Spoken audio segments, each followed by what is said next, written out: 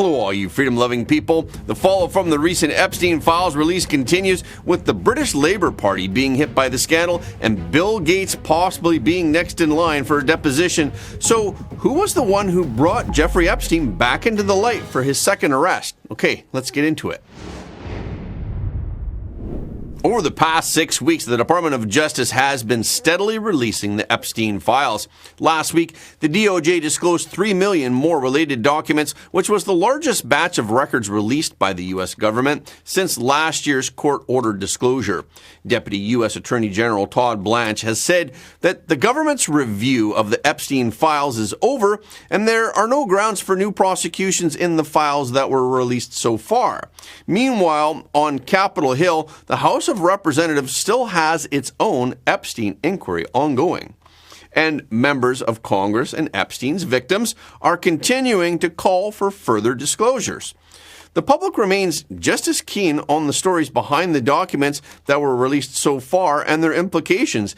Each time new documents are released, it shows the people searching them, the famous names and political figures and celebrities who were really involved with Jeffrey Epstein and the ones who were not. President Trump at the White House on Tuesday said that he thought it was really time for the country to get on to something else, but it's not easy. Not only are the Clintons embroiled in this, but Bill Gates has also been implicated, and this has now become a headache for the British Labour Party as well.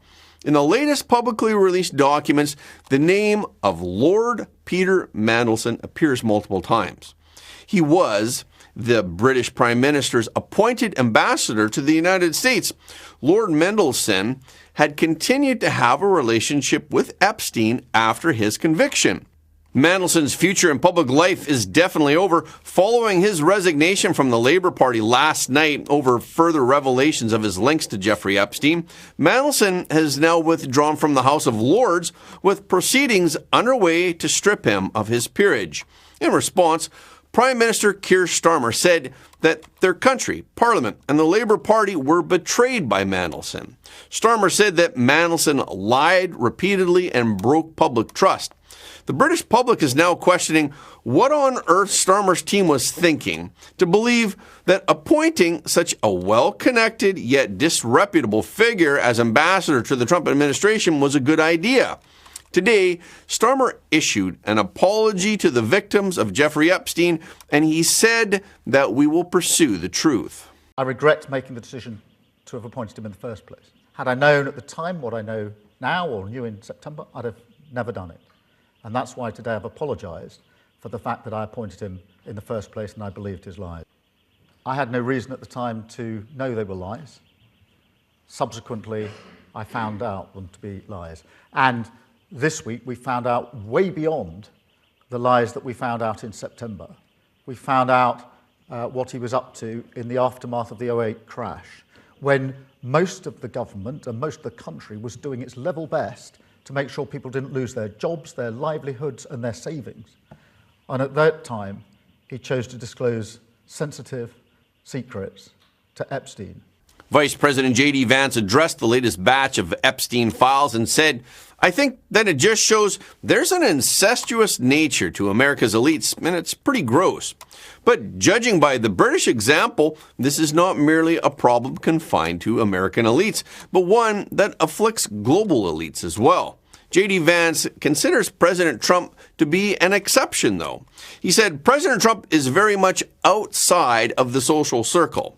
Vance told the Daily Mail, "He knows a lot of these people. He certainly has similar wealth and power, but he never really was friendly with Epstein in a way that a lot of these other people were." Speaking of which, during an interview with Benny Johnson today, House Oversight Committee James Comer announced that Bill Gates will likely be called in to answer questions about Jeffrey Epstein. You are open to Bill Gates testifying before your committee. Melinda Gates is saying he should answer for his relationship with Epstein. We're very open to that. We're talking with counsel now. I don't want to do anything or say anything, of course, to jeopardize the Clinton depositions, but I would say the odds are good that Bill Gates will have to answer some questions from the Oversight Committee.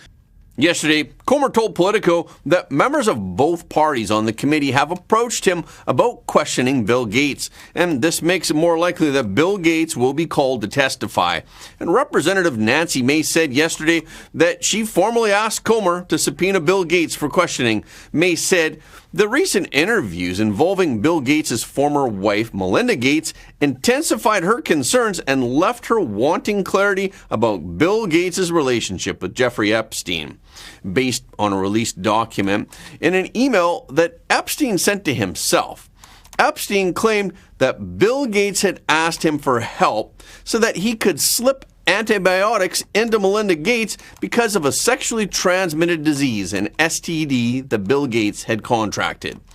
Epstein claimed that Bill Gates had also asked him to delete messages about that STD. In response, Bill Gates rejected the emails yesterday in an interview with Australia's 9 News, but he said that he regretted spending time with Jeffrey Epstein and he apologized for it.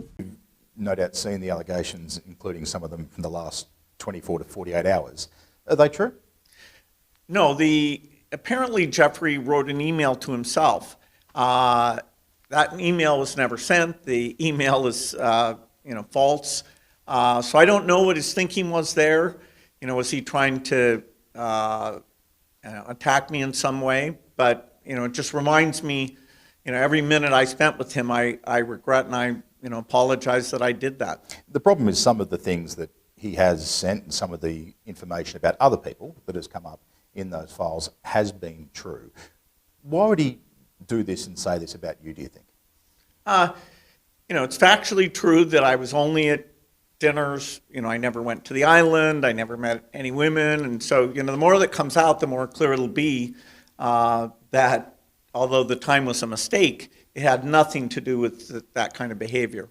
Is it frustrating to you, given what you've said, that this is now happening? Not really. I mean, people should, hold people who are successful to a very high bar. And so, it's as these documents come out, they're going to be closely scrutinized. Okay. Bill Gates also said what his relationship was with Jeffrey Epstein. I want to know what your relationship with him was. Yeah, I met Jeffrey in 2011. So over a period of 3 years, I had a number of dinners with him. Mm-hmm. The focus was always, he knew a lot of very rich people, and he was saying he could get them to give money to global health. In retrospect, that was a dead end, and I've said many times, but I'll say again, I was foolish to spend time with him. I was one of many people who regret ever knowing him. Also today, former Secretary of State Hillary Clinton called for a public hearing in the House Oversight Committee's probe into Jeffrey Epstein. She asked for a public hearing rather than sitting for a closed-door deposition. Hillary Clinton is scheduled to testify on February 26, and Bill Clinton is scheduled for the next day. But Hillary posted on X and said that for 6 months we engaged Republicans on the Oversight Committee in good faith. We told them what we know under oath. They ignored all of it. They moved the goalposts and turned accountability into an exercise in distraction. So let's stop the games. If you want this fight, James Comer, let's have it in public. You love to talk about transparency. There's nothing more transparent than a public hearing. Cameras on, we'll be there. And during the interview with Benny Johnson today, Comer also responded to that request from Hillary Clinton. Big breaking news this morning, Hillary Clinton challenging you, saying, let's do this testimony in public. Her post has gone up, and even though the comments are locked, it's going quite viral. And so I would love to simply ask, will this testimony be in public, Mr. Chairman? It will be public. We have the video camera, the audio camera, and the transcript. So everyone in America will see that. We always release. I've never done a deposition where we didn't release the transcript and the audio and video if we have that. This is a standard congressional deposition, which is what the Clintons agreed to. And the standard congressional deposition is you are deposed for however long it takes, and it will be recorded, both video, audio, as well as transcript that will be made public. So it is going to be public. But it will not be live, so this will not be live streamed. Well, you know, we hadn't planned on it being live, but I mean, we're seeing the legality of that, and it's never been done before. But look, the Clintons keep moving the goalposts. In her tweet against me, you know, she was completely dishonest in what she says, and we're trying to get all the emails gathered up.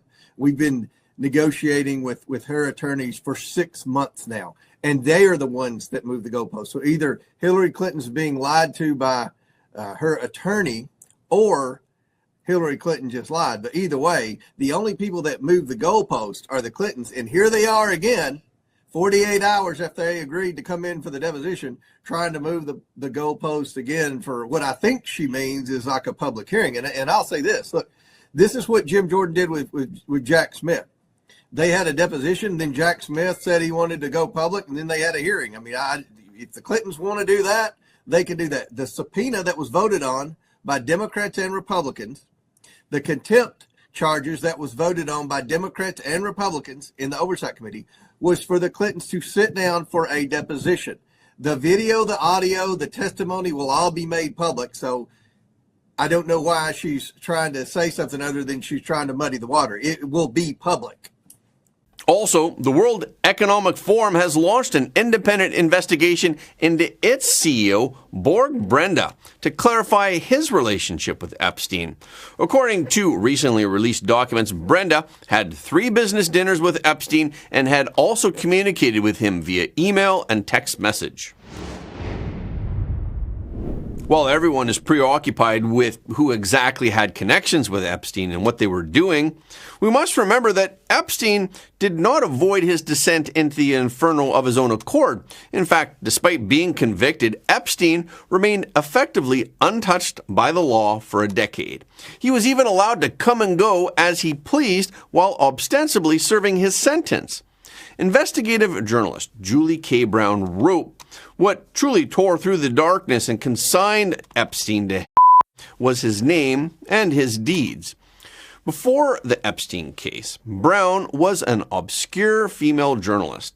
While enduring threats of dismissal, late-night stalking, and intimidation by those in power, Brown doggedly pursued the story for 2 years, ultimately bringing this monster, who had been shielded by the justice system for a decade, back to trial. Brown first came across the name Epstein in 2017. At the time, she was working as an investigative reporter for the Miami Herald in Florida. Her primary assignment was to cover the state's corrupt prison system. However, when searching for the keywords human trafficking and Florida, one name repeatedly surfaced: Jeffrey Epstein. As early as 2008, Epstein had been arrested for sex trafficking and was also accused of coercing underage girls that would end up as rape victims. But what sent shivers down Brown's spine was that in that case, which rocked Florida, Epstein had secured an exceptionally rare plea deal, a sweetheart deal. He pleaded guilty to lesser charges and served only 13 months in prison. Moreover, he was permitted to leave prison daily to spend 12 hours in his office. Upon his release from prison, he was even provided with a private chauffeur service. Brown realized that this was not merely a scandal involving a wealthy individual, but a systemic collapse, reaching the very pinnacle of the American justice system. When she proposed reopening the investigation to her editor, the response was, "That's 10-year-old stale news now. Nobody's going to be interested." But as an investigative journalist with 20 years experience, her keen instincts told her that there was a vast conspiracy lurking behind it all. And she wanted to understand how such an absurd situation could have come about. And so she embarked upon a solitary struggle. Brown's investigation began with the vast yet fragmented sea of public records and court documents. After submitting public records requests, the files she received were either heavily redacted or had crucial sections accidentally omitted. Undeterred, she took the case files home. She sorted through mountains of documents, testimonies, and court transcripts in her cramped spare bedroom, organizing them into boxes one by one. Fortunately, the officers responsible for redacting names occasionally forgot to obscure them. Brown gradually pieced together a list of victims using information that she gleaned from court records and redacted police reports. Though the list was short, it was sufficient to begin an investigation. Using these names, Brown gained access to their Facebook and other social media pages where she discovered the names of other victims.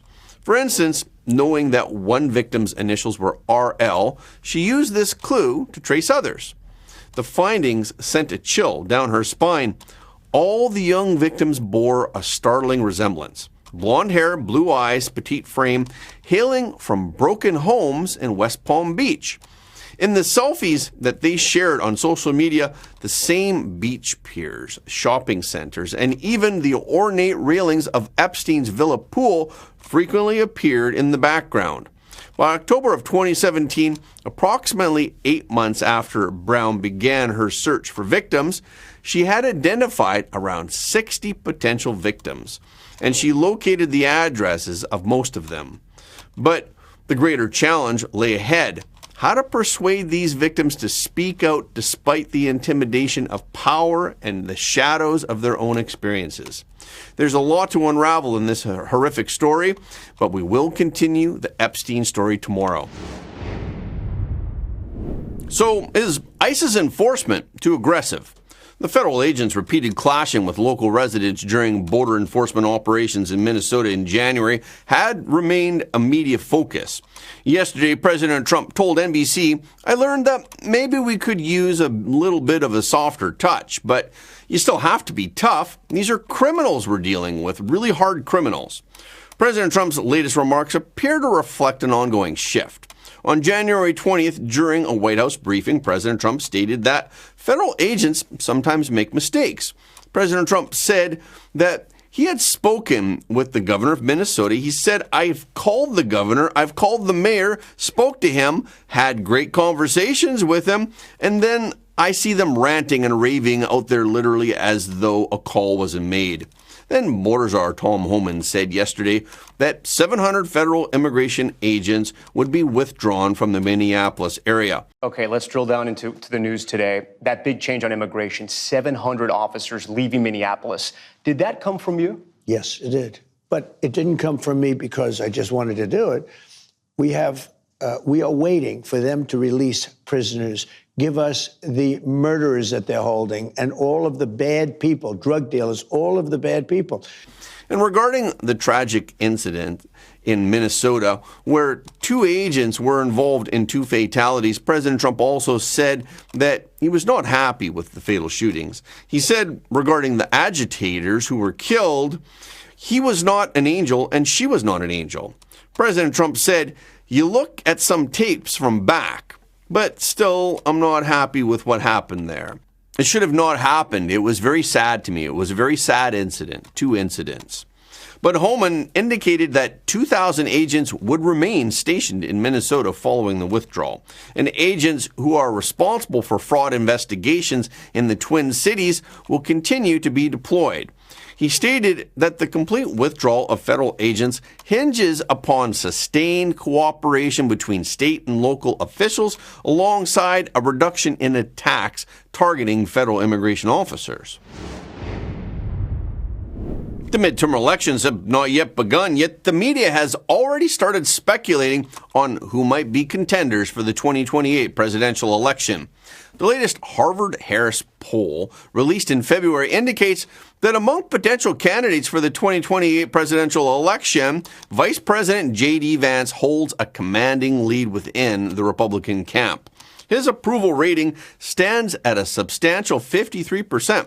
Ranked second is Donald Trump Jr., the eldest son of President Trump, with a support rating of 21%, followed by Secretary of State Marco Rubio with a support rating of 17%. However, Donald Trump Jr. has explicitly stated that he has no interest in running for president in 2028. So now only J.D. Vance and Rubio remain. So who will President Trump support?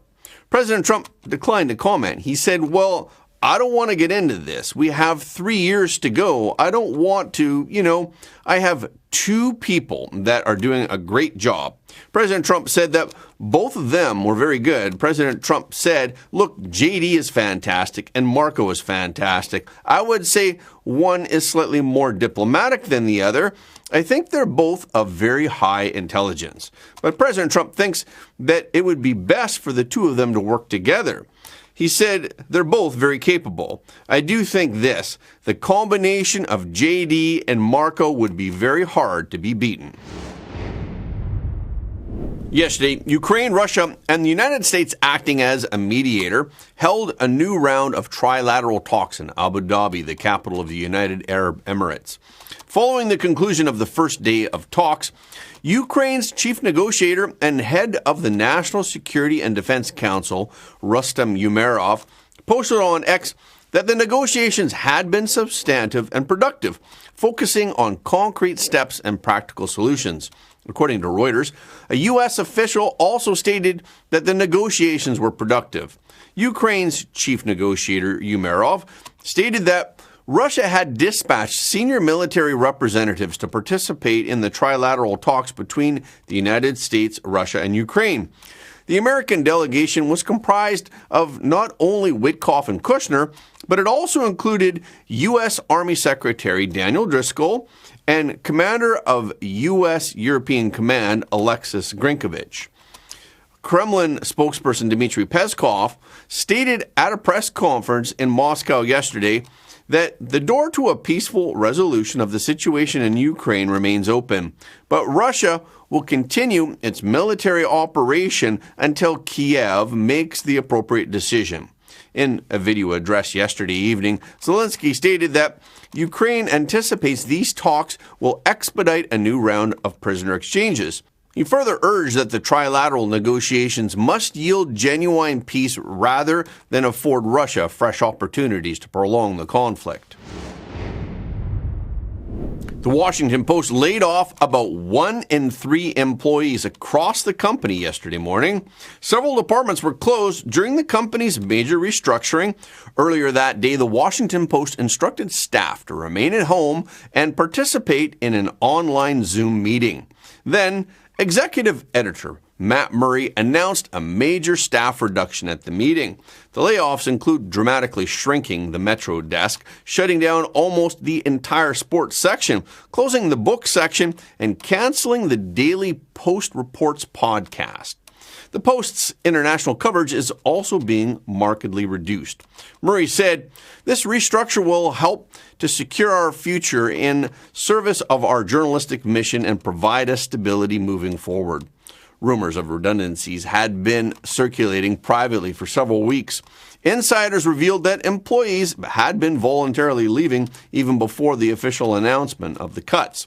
The newspaper incurred losses of approximately $77 million in 2024, while its deficit widened over $100 million in 2025 due to further subscriber attrition. The Washington Post's leadership has spent the past 2 years working to consolidate its financial position with the goal of achieving break-even by the end of 2026, and layoffs are seen as a key part of this plan. The staff union held a protest rally outside the Washington Post's headquarters on K Street today. The Post Guild, representing hundreds of employees, issued a statement strongly opposing any further cuts, arguing that this would render the newspaper irrelevant. And that's a wrap for this episode. Thank you so much for your support of Front Page. Please remember to leave a comment below the video. This is really helping us to be seen all around the world. The more people who watch Front Page, the more freedom-loving people the world will have. And please hit the like button and hit the notification bell after subscribing. And please share this video with your friends and family because everybody deserves to know the truth.